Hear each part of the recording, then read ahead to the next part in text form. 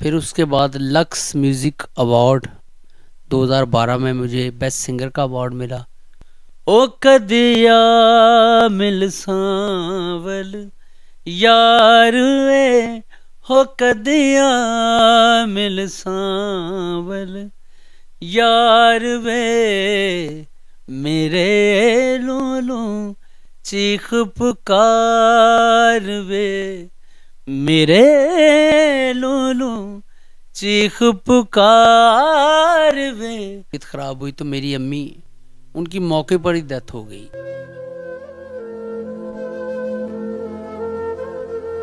और मेरी बड़ी बहन थी जो मेरी माँ की तरह ही थी, वो भी उसी वक्त उनकी भी डेथ हो गई।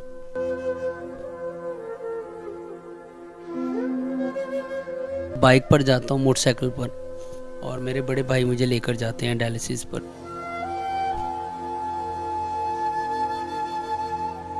बिस्मिल्लाहिर्रहमानिर्रहीम, अस्सलाम वालेकुम नाज़रीन। मेरे साथ आज एक पाकिस्तान की बहुत मशहूर शख्सियत मौजूद हैं जिनकी कभी कभी लाइनें लगी होती फ़ैन की कि एक सिग्नेचर या एक पिक्चर लेने के लिए। शायद आज वो फ़ैन इन्हें देखें तो ना पहचानें। इसकी क्या वजह? इसकी मेन रीज़न के 7 साल तक ये एक बीमारी के साथ लड़ते रहे और आखिर थक हार के आज इन्हें मीडिया पे आना पड़ा। ऐसी कौन सी बीमारी है जिनके साथ 7 साल हो चुके हैं, ये लड़ते रहे, अपने घर तक भेज दिए, अपनी जितनी जमा पूंजी थी वो सब कुछ अपने ऊपर लगा दी, लेकिन फिर भी ये सेहतियाब ना हो सके। तो इन्हीं से जानते हैं। अस्सलाम वालेकुम। जी वालेकुम अस्सलाम। सर, सबसे पहले देखने वालों को बता दें कि आपका नाम क्या है और आप क्या करते हैं, क्योंकि लोग आपको जानते हैं लेकिन आपकी जो रंगत है, जो आपकी बीमारी है, जिसकी वजह से बीमारी ने आप पर असर किया और आप इस कदर कमज़ोर हो चुके हैं कि लोग शायद आपको इस वक्त ना पहचानें।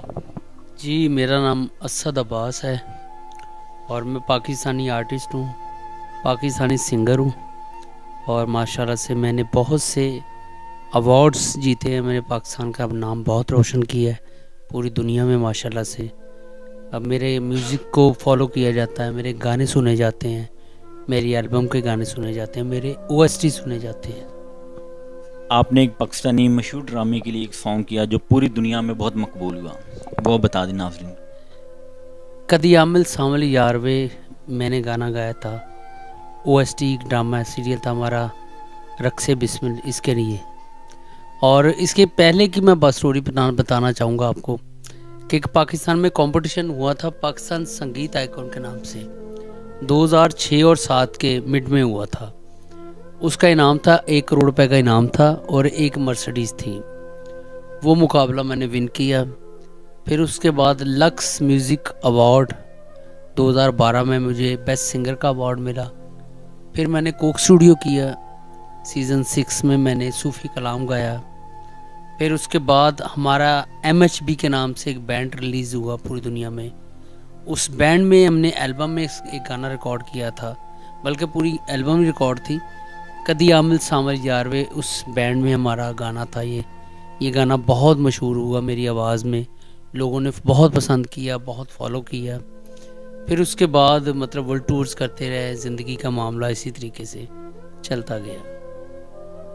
हमें पता चला कि आपको 2012 में lux award best Pakistani singer का अवार्ड मिला, लेकिन आज आप इस हालत में हैं, क्या वजह? 7-8 साल पहले मैं बीमार हुआ और मुझे ना गुर्दों का मसला शुरू हो गया और मेरे ना दोनों गुर्दे फेल हो गए। और जब हमने टेस्ट करवाए तो डॉक्टर्स ने कहा कि इनके गुर्दे फेल हो गए हैं, इनके डायलिसिस होंगे। तो डायलिसिस जब हमारे शुरू हो गए तो हफ्ते में 2 से 3 पहले डायलिसिस होते रहे हैं। शिफा इंटरनेशनल हॉस्पिटल इस्लामाबाद में हमारे डायलिसिस होते थे, तो बहुत ही एक्सपेंसिव हॉस्पिटल है वो इस्लामाबाद में। तो वहाँ पे हमने जब डायलिसिस करवाने शुरू कर दिए तो तकरीबन आना जाना हमारे तकरीबन 3-3.5 करोड़ रुपये तभी लग गया बग़ैर ट्रांसप्लांट के। तो हमने फिर डिसीजन लिया ऐसे पैसे बहुत ज़्यादा लग रहे हैं। फिर उसके बाद हमने ट्रांसप्लांट जब करवाया तो मेरे बड़े भाई ने मुझे गुर्दा दिया, ज़हीर अब्बास उनका नाम। तो मेरे बड़े भाई का गुर्दा जब लग गया उसके बाद हमें 6 महीने 8 महीने वहाँ पे एडमिट रखा, उस पे अलग से खर्चा आया।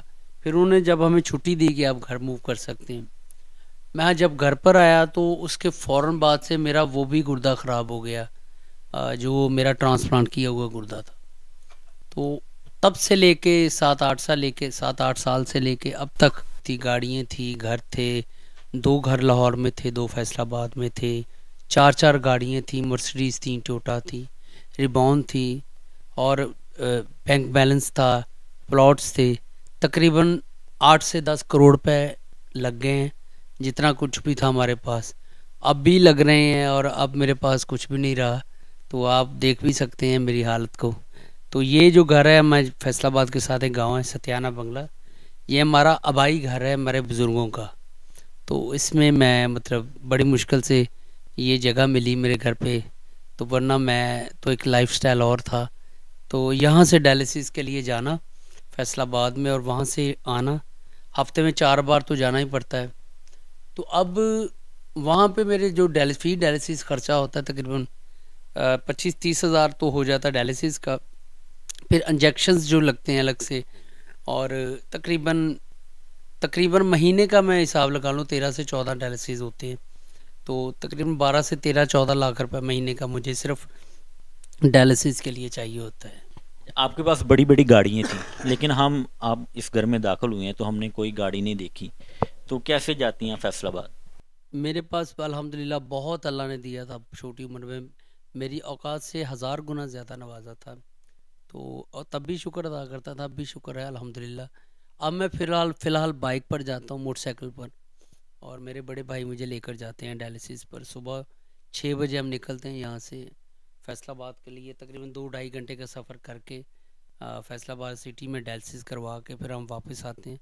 तो रास्ते में 3 से 4, 5, 10, 12 रुकना पड़ता है, तबीयत ख़राब हो जाती है। मेरे भाई बड़े अली अब्बास के पास सब कुछ लगा के हमने अपनी जान बचाने के लिए लगा दिया, लेकिन अब तक कोई फ़ायदा नहीं हुआ।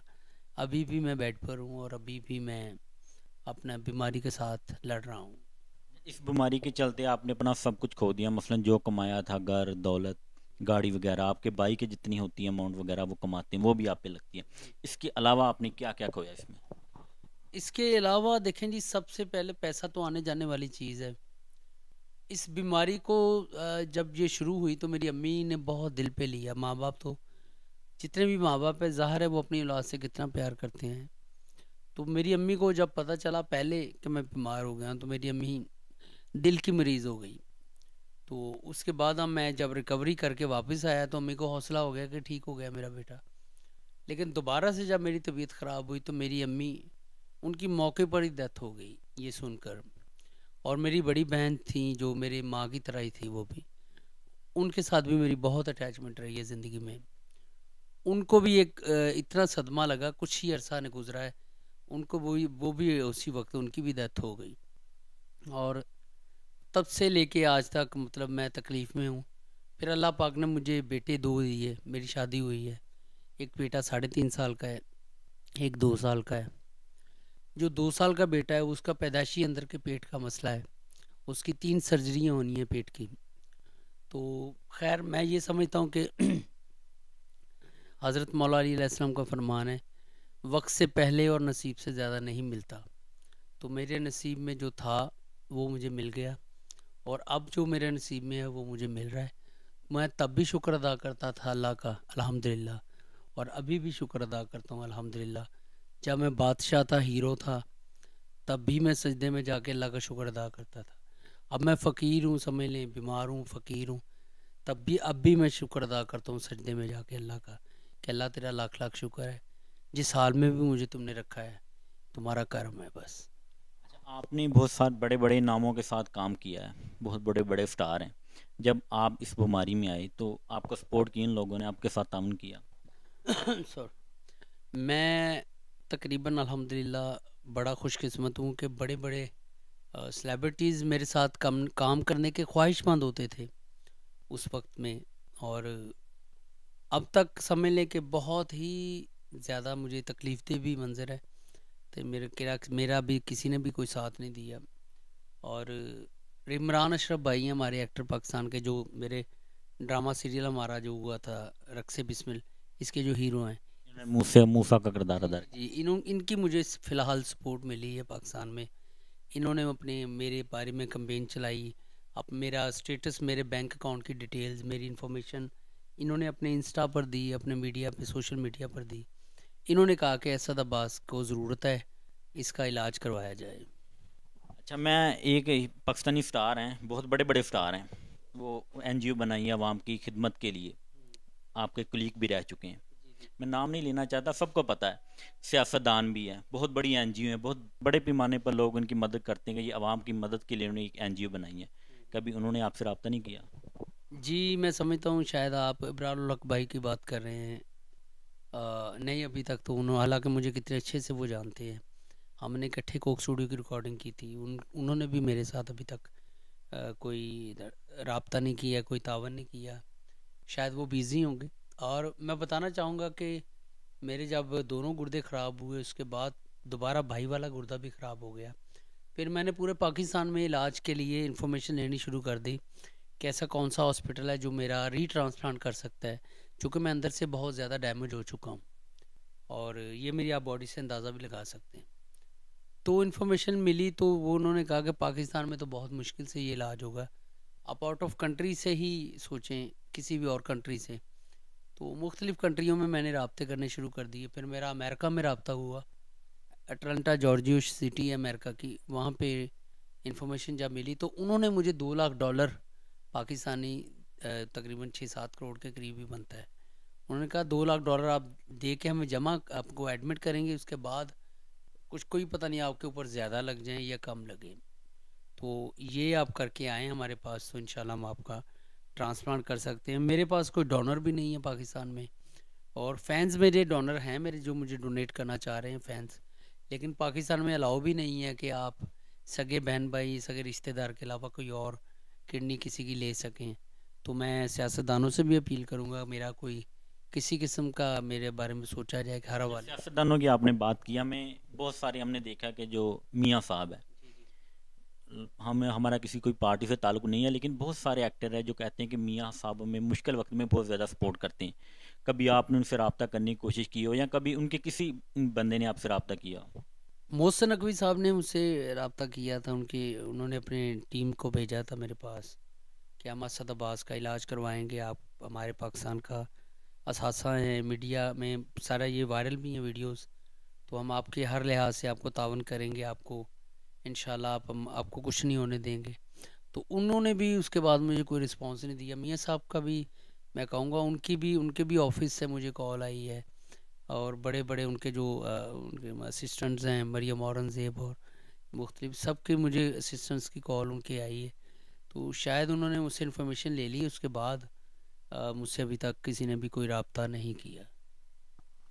नासरीन, ये पाकिस्तान के वो उभरते हुए स्टार थे जो इस वक्त मुरझा रहे हैं, लेकिन कोई भी सियासतदान, कोई भी एक्टर, कोई भी इनका कुलीग, पाकिस्तान में बड़ी बड़ी एनजीओज हैं जो लोगों की खिदमत के लिए लोग उनकी बाहर से मदद करते हैं, और सिर्फ पाकिस्तानी बहुत कुछ देते हैं, लेकिन किसी ने इनके साथ कोई ख़ास रब्ता नहीं किया।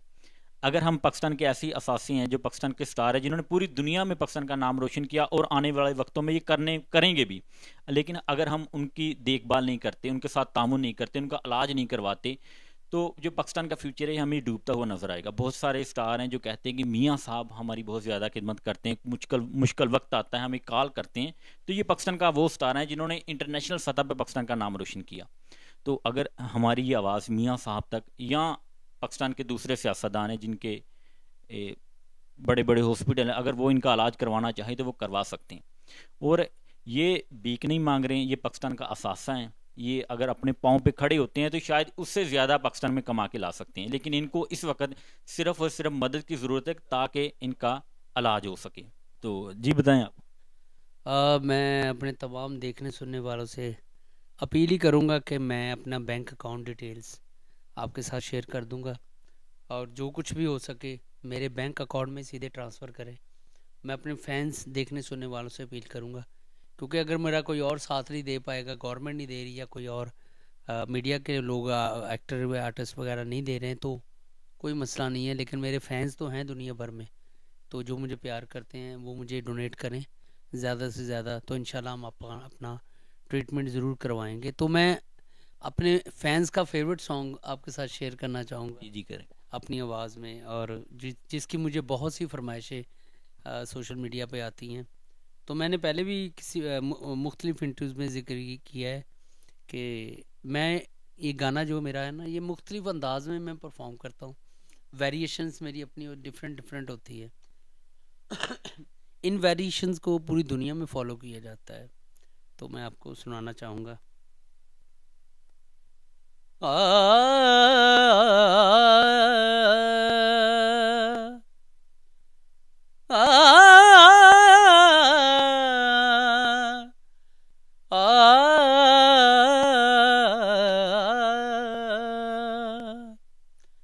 साजन प्रीत लगा के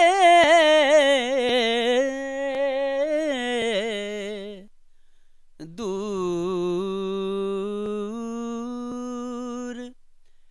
देश मत जा, बसो हमारी नगरी, मोहे सुंदर मुख दिखला, ओ कदिया मिल सांवल यार वे, हो कदिया मिल सांवल यार वे, मेरे लोलू चीख पुकार वे, मेरे लोलू चीख पुकार वे, हो कदिया मिल सांवल यार वे।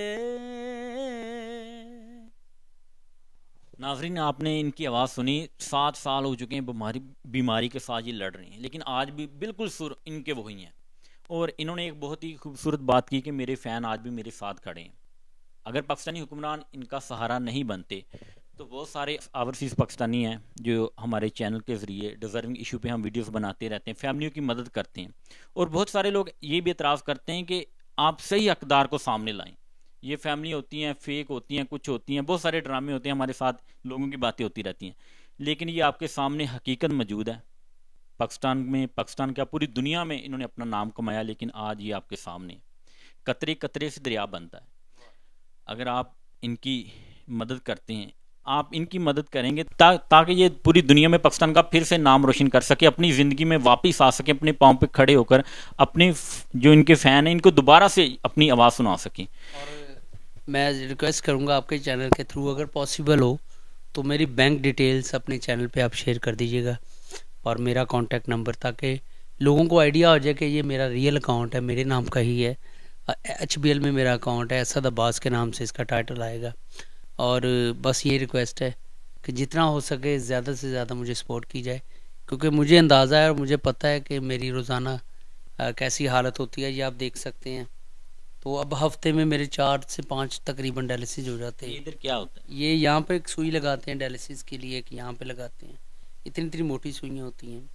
तो एक से ब्लड को निकाला जाता है, फिर दूसरे से ब्लड को अंदर कन्वर्ट किया जाता है, और पेट से पानी निकाला जाता है, ब्लड निकाला जाता है, और फासिद मादे पता नहीं क्या कुछ होता है, और इतने इतने इंजेक्शंस हैवी किस्म के लगते हैं मुझे। तो अल्लाह ही जानता है, अल्लाह ने ही मुझे अब तक कायम रखा है, बस पता नहीं कब तक रखेगा वो। तो जब तक रखेगा आपको दुआएं दूंगा, अगर आप मुझे सपोर्ट कर देंगे तो बड़ी नवाजिश होगी। नाज़रीन, ये पाकिस्तान के वो स्टार हैं जिनकी लाइनें लगी होती थी फैंस की, लेकिन आज ये आप दोस्तों के सामने रिक्वेस्ट करें कि मेरी मदद की जाए ताकि मैं अपनी ज़िंदगी में फिर से लौट सकूं। इनका नंबर, इनका बैंक अकाउंट आपको हमारी स्क्रीन पे मिल जाएगा। इनके साथ ज़रूर तावन करें ताकि ये अपनी ज़िंदगी में वापस आ सकें और पूरी दुनिया में पाकिस्तान का फिर से नाम रोशन कर सकें। इसी के साथ मुझे दीजिए इजाज़त, मिलते हैं किसी और वीडियो में। दुआओं में याद रखिएगा। अल्लाह हाफिज़।